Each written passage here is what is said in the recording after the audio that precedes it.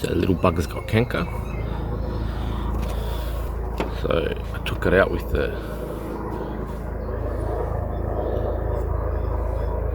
those. Then I dipped it in that, and I wiped the area down. And I'm also going to give it a peel. We'll update in the future. Alright, so this is day 2, and the bird's more happier, walking around, hungry again.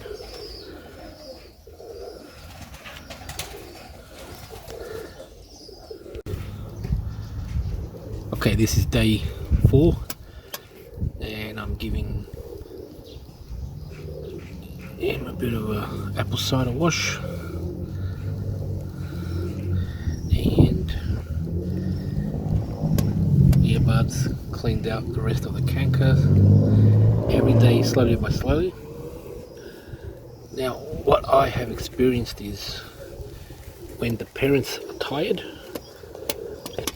Example, one of the parents is probably tired, or he doesn't want to feed as much anymore, he just can't handle it. That's when they start to get feeling unhealthy, and then from that it passes on to the baby, onto the young squab, or what you want to call it. So I've given him a tablet.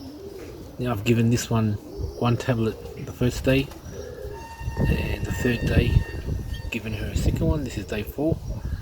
It's looking better, it's looking healthy.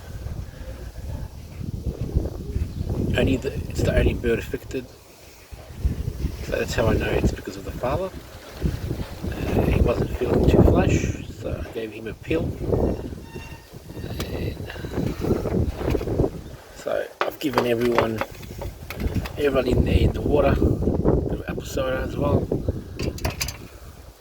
Natural vitamins are better than obviously pills, but we're trying to save the bird.